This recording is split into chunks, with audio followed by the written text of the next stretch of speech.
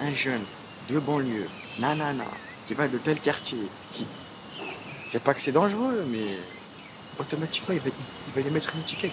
Non, mais c'est vrai qu'une personne qui a une casquette, qui a un jean, maintenant qui a la barbe en plus, Bah oui, ça fait... ça fait peur. Cette image, elle fait peur. La Mais elle fait première peur à image, qui? Regarde, la première image qu'on voit ça, c'est qui lui, regarde. mais il regarde pas le cœur. Hein. Mais elle fait peur à qui? Elle fait peur aux cons. Elle fait peur aux cons. À croire que c'est l'ennemi public numéro 1. À l'époque, c'était Mérine, maintenant c'est l'islam. C'est fou, hein. Ce que je veux dire, c'est que quand ils viennent dans nos quartiers, et même autres, dans tous nos quartiers de France, ils le voient. C'est pas un problème, au contraire. Tu vois qu'entre chrétiens et musulmans, il y a une solidarité de malade.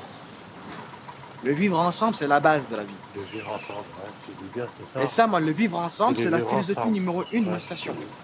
Ça veut dire une nouvelle personne qui vient, je mets les points sur les i. Si tu n'es pas pour vivre ensemble, la porte, elle est là. Ton association, elle est laïque, elle Mais est... moi, c'est une association française, ça veut dire... pourquoi dire aux gens, je suis une association musulmane? Ah, Mais moi, ce qui m'a poussé à la créer, ouais, c'est ça parce que moi je sais, mais moi c'est l'islam qui m'a poussé à la créer, parce que l'islam me demande de venir en aide aux pauvres, aux orphelins. Parce que les gens, moi quand je les écoute, et moi je le vois, j'ai été interpellé par certaines personnes quand on fait les maraudes. Tu vois? Pourtant, quand tu vois la diversité, la mixité qu'on a l'association, c'est incroyable.